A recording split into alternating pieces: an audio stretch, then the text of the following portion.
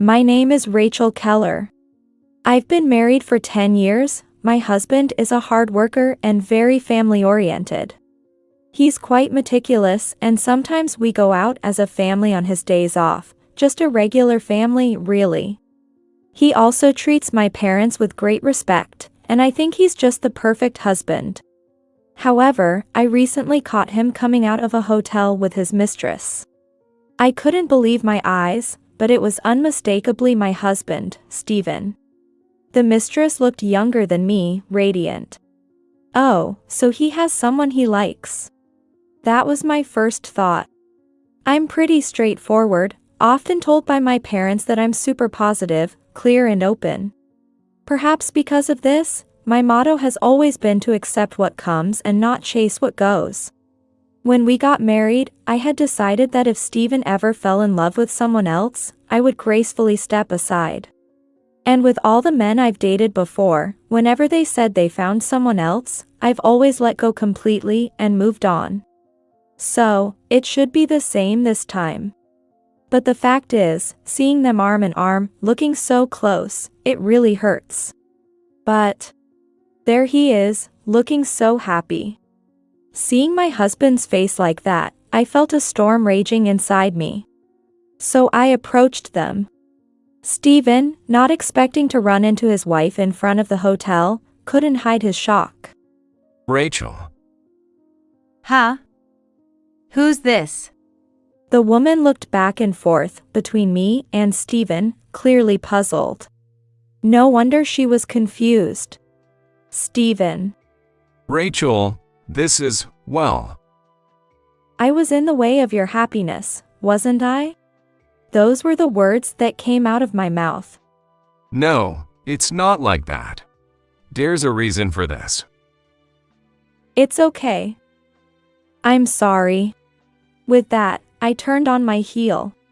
Stephen was shouting, "No, it's not what it looks like," but the woman clung to his arm, preventing him from chasing after me. I started running away from Stephen. After running for a while, when I was sure he wasn't following, I stopped to catch my breath. Then, I reflected on what had just happened. No matter how many times I think about it, him coming out of that hotel means it's an affair. Or maybe it's serious. If that's the case, then he has chosen someone else over me. I began to walk slowly, pondering how things got to this point. No matter how straightforward I am, the betrayal still hurts. Although I used to decide on breakups easily, now that we are married, separating is painful. But he has chosen someone else, so I guess it's inevitable. I tried to convince myself, but my vision blurred all the same. Before I knew it, tears were streaming down my face. Our marriage was blissful. Even when I was busy with work, Stephen never complained and willingly did the nursery drop-offs and pickups. When our child had a fever, he'd take time off work to care for her. He always accepted my suggestions to go out as a family on weekends with a smile. Despite some men boasting about being the breadwinner, he never did that. Instead, he appreciated that our lifestyle was possible because we both worked. That's why I was able to focus on my career, start my own company, and expand the business. Out of gratitude to him, I bought a new house for my in-laws and gave him more than enough pocket money. No matter how tired I was, I tried to handle housework, childcare, and work to prevent him from getting stressed. I made time to visit his parents' house and show them their grandchild. It was all for my husband, who always cared for me, and for our family. I believed our life together would last forever. I strive to be a good wife for that very reason. But perhaps Stephen had some complaints. I've heard that a husband's affair is sometimes blamed on the wife. That it's the wife's fault, leading the husband to be captivated by another woman. In the end, it's all my fault. Perhaps he had grievances but just never expressed them. Maybe I was too complacent, thinking everything was fine and depending too much on him. If that's the case, then maybe separating is really for the best, for his sake. If I love him, I should cleanly break it off and wish for his happiness. I know this without anyone telling me. Yet, for some reason, the storm in my heart won't subside. Why? No matter how many times I ask myself, I can't find an answer. I keep walking, and seeing other couples makes the pain surge anew. I had that phase with him once, so where did it go wrong? Why did it come to this? I always thought family was the most important thing, but it seems he wanted to prioritize being a man over family. This is a betrayal. A betrayal of the marriage vow. The anger of being betrayed. Yet, what I feel is not anger but pain and sorrow. And regret for not being able to make my husband happy. How could this happen? Then, a new storm hit. What about our daughter? It's not just me who's been betrayed. What will happen to her? She adores her dad and thinks living with him is her happiness. Yet, he betrayed her too. Should I forgive him? Should I? Thinking of our child only deepens the agony. Lost, I find myself reflecting on our married life. Those happy 10 years. They weigh heavily on me. If only I could pretend I never saw it. If only I could act as if nothing happened.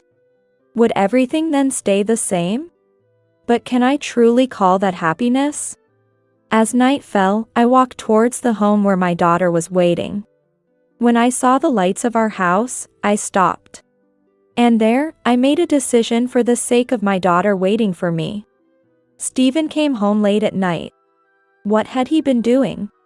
Spending a pleasant time with his mistress, perhaps? While waiting restlessly for him, I cooked dinner as usual, fed our daughter, faked a smile to conceal my feelings, and put her to bed at 9 p.m. with a goodnight kiss. Was there ever a night as painful as this? No, even on nights when I was too tired to move, none were as painful as this. The storm inside calmed, leaving a gaping void in its place. A hole so deep and dark. As my daughter fell asleep, I placed the divorce papers on the table and waited for Stephen's return. When I saw the lights of the house, I turned back, thinking of the divorce papers I had picked up from the office. To think that in the 10th year, I'd be looking at such a document. I picked up the pen several times but couldn't write, sighing deeply. I had just finished writing my name. And then Stephen returned. I greeted him with a smile, welcome home. Yeah, I'm back. Rachel, about what happened today? Stephen must have been pondering how to start this conversation. He spoke as if making a resolution. Removing his coat, placing his bag down, his actions as usual. It's not what you think. Please stop. I don't need excuses. Because it's my fault, isn't it? I was desperately trying to smile. Why? Why is it your fault, Rachel? Because when a husband cheats, it's the wife's fault, right? Your heart wandered because I didn't understand you, Stephen. It's all my fault. That's not true. And about her. I'm sorry. When I hear excuses, I just get angry. I don't want to yell or fight. So, let's end this cleanly. End it? Why? Because you have someone you love, don't you? Why should I stay with you when you have someone else? That won't make you happy. I don't want to leave you, Rachel. And there's our daughter Mary too. Don't talk about separating. What are you saying? You chose her over me and Mary, didn't you? Yet you won't leave either of us.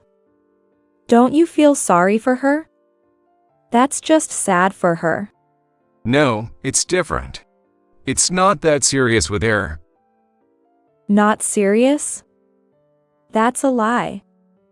I don't know what kind of relationship you want, but I think she's serious. I've had you all to myself for 10 years. So now, I'll step aside for her. I think that's best for both of us. I want you to be happy.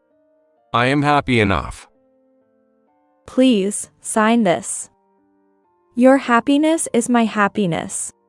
No, I'm sorry. Please, I don't want to break up this family.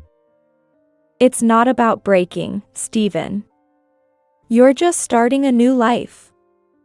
I don't think of it as breaking. I love you so much that I just want you to be happy. Please sign this. I don't want to stand in your way any longer. Rachel. No matter how much Stephen said he didn't want a divorce or tried to talk about starting over, I had no intention of stopping the divorce. Finally, Stephen gave in and signed the papers. I'm sorry, Rachel. It's all because I harbored feelings for another woman that I made you write this divorce paper. It's okay, don't worry about it. Remember what I said when we got married? If you ever fell in love with someone else, we would part ways cleanly. I never thought you could actually do it. I never thought it would be this painful to decide to leave you. But if staying with me means you miss out on happiness, then it's better we part ways. Why can you sacrifice yourself so much? You should be scolding me, throwing your anger at me. It would be easier for me. You might find it easier, but I won't do something just to make you feel better. I don't want to end in a fight. If you and she can be happy, then that's my happiness. So I won't throw my emotions at you. I'm not that kind. I don't think of forgiving you for betraying our daughter. Being treated kindly can be painful, right? You care about me that much. Rachel, you're like a goddess. A goddess, huh? I wonder what happens when you betray a goddess. Divine retribution can be quite painful, you know. But then again, it's not a god but me, a human, who'll deliver it. Before we divorce, there's something I want to know. What is it? Why did you have feelings for another woman? What was wrong with me?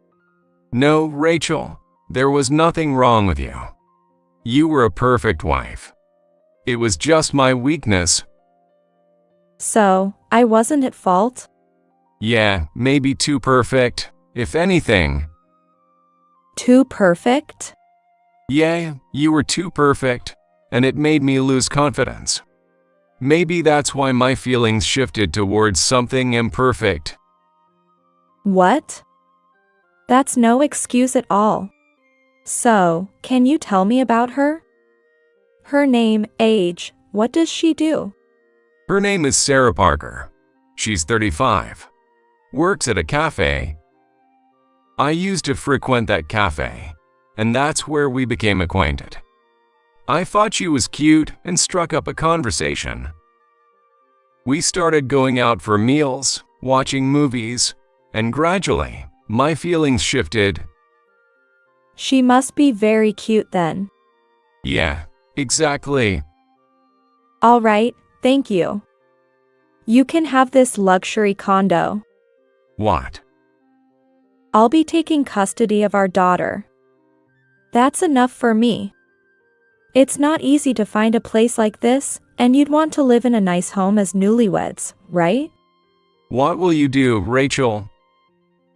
I'll look for another apartment. But can you wait a week? I need that time to find a new place. No, you should stay here, Rachel. It's too big here. And living in this room, filled with our memories, would be too painful for me. I see. All right, thank you. She'll probably be happy about it. No, don't mention it. I'll fully support your happiness. I said this with a broad smile on my face. The next day, I visited my in-laws' house to apologize to George and Diana, who had always treated me like their own daughter and loved my daughter, for not being able to keep Stephen's heart. George, Diana, I'm really sorry. I couldn't hold on to Stephen's heart, it's all my fault. He had an affair, really. Yes, so I got him to sign the divorce papers. I'll be leaving the current apartment within a week. Then, he can remarry her with no holds barred. How could this happen? Why divorce? It's my fault.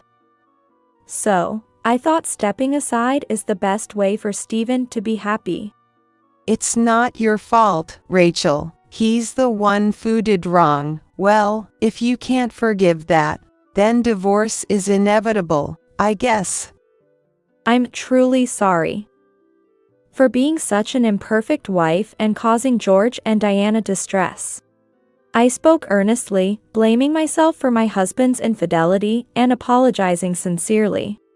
George and Diana understood and said it's Stephen who should be apologizing.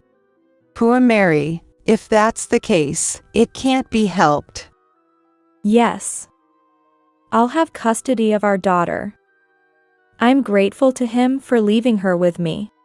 A mother's care is best, better than being raised by a stepmother. Thank you. I expressed my gratefulness sincerely and left my in-laws' house, never to return. Leaving there, I went straight to the district court to submit the divorce papers. Then I began looking for a new apartment, moving out of the familiar condo within a week. After moving, I decided to meet with the mistress. She must have heard about the divorce from Stephen. She appeared before me, looking triumphant. You're Sarah Parker, right? Yes, that's right. I submitted the divorce papers about a week ago. I believe they have been accepted, so you can remarry now. Huh? You're planning to remarry, right? Yes, I suppose. So, why did you want to meet me? Just to inform you about the divorce. I have to make sure you know you can remarry since he might not have told you. Huh, I knew about the divorce, but I didn't think you'd actually do that. Are you really that kind? Well, who knows? But I've decided to support you too. Why would you support us? I took your husband, you know? True, you could say you took him, but he chose you. So, I've decided to support you too in finding happiness.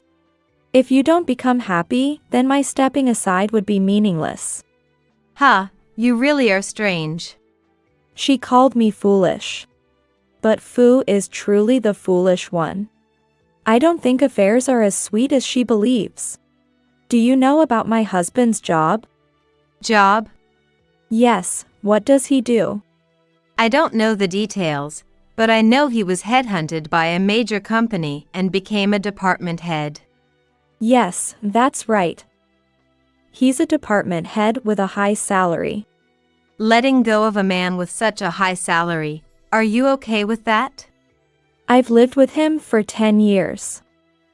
Now it's your turn to be happy with him. I'm fine with it. Such a kind person. But I will take alimony and child support. That's fine. He's a department head, after all.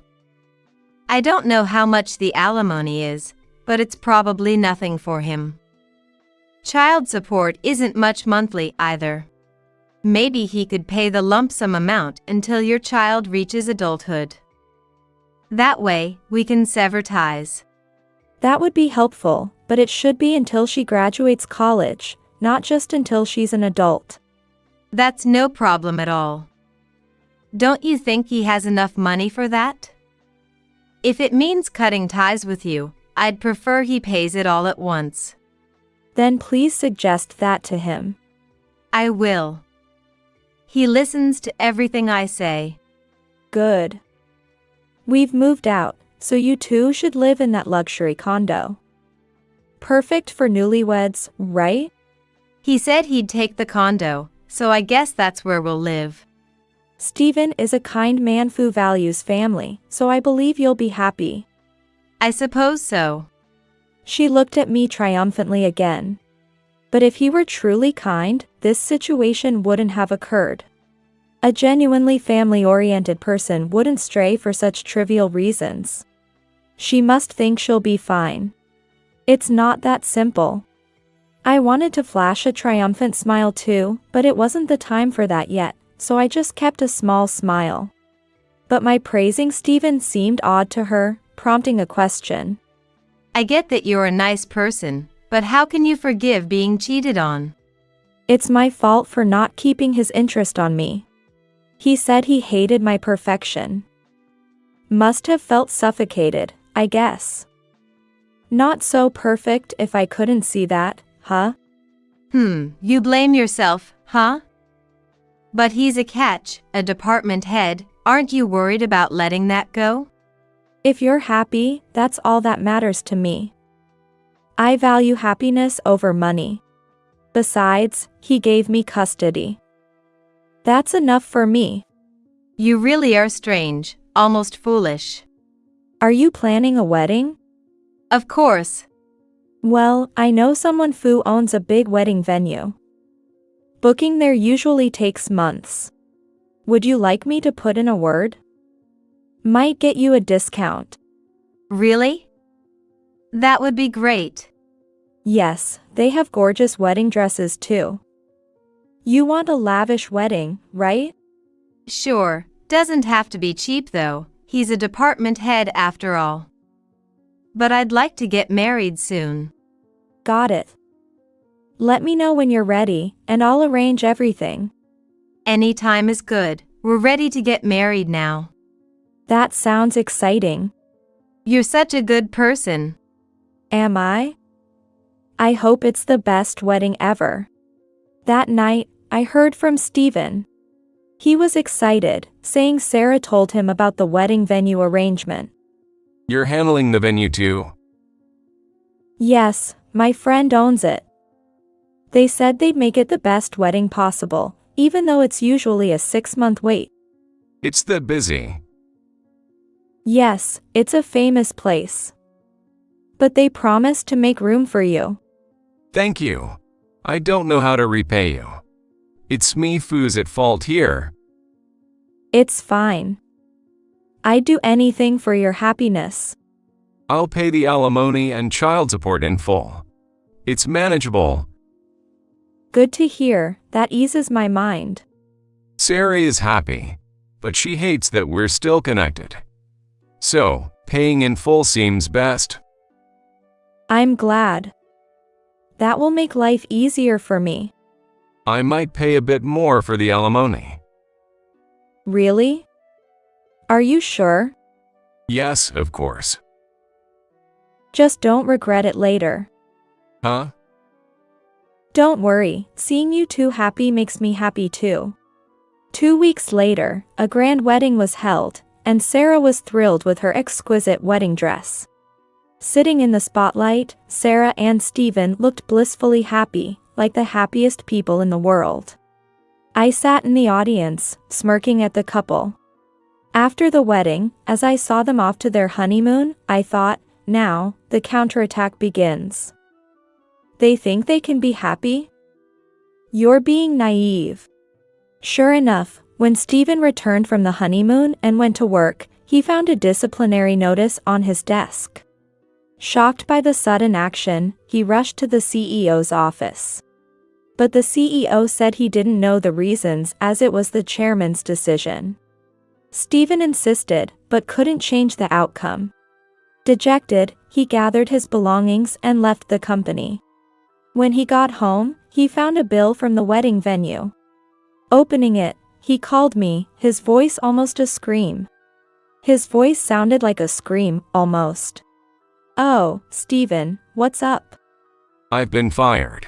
Out of nowhere. That's tough. I don't understand why I was let go. Really? No idea why. None at all. I haven't made any big mistakes, and now this disciplinary action. The chairman made the decision, and I can even meet him to find out why. The CEO just tells me to leave. Well, that's unfortunate, isn't it? It's not just unfortunate. But, come on, saying that. And now, there's this huge bill from the wedding venue you introduced. That makes sense. It was a grand wedding. Sarah's wedding dress alone must have cost around $40,000. I thought it was quite a pricey one you picked. That's why the bill is so enormous. And on top of being fired. But the venue can't be helped. Being fired and the venue are unrelated. Can we get the venue price reduced? That's impossible. They already gave us a friend's discount. Can't ask for more. But I don't have the money now. You had the money for such an expensive wedding, right? That was before I get fired. And now I'm even getting billed for the condo rent. Well, of course. Why? Shouldn't it be paid for? It's a rental, Stephen. Rental. I thought we bought this condo. Didn't you know? It's a rental. Since we could rent the luxury apartment for a reasonable price, I passed it on to you. You can't rent the penthouse in a tower for that amount, you know. But I don't need it. It's fine for a family, but it's just me and my daughter. I can't believe it's a rental. You thought you owned it? Yes, exactly. That's unfortunate. But now there's nothing you can do about it. If it bothers you, just move out. She's complaining. Why do we have to move out of the luxury condo when we just got it? I told her we have no money, but she doesn't care. Plus, we paid for the honeymoon with credit cards, and the bill is coming in 2 months. There's no way we can pay it. Well, that's your problem, not mine. You were the ones who spent the money. But this means misery, not happiness. Can you lend us some? Give back the alimony and child support I paid in full. That way, we can get by for now. No way, I'll never see that money again if I lend it to you. Oh man. Why was I fired? Because you had an affair. What? How do you know the reason? If it's true, what a terrible chairman. Isn't firing someone over an affair too much? Well, the company doesn't tolerate such behavior. Why do you know all this? Simple, because I'm the chairman. What? No way. I knew you started a business, but chairman. How come it's my company? Huh? Realized it? When you were thinking of quitting, why do you think a completely different company offered you a position as a head, huh? I thought it was because of my skills. Come on, that's not it.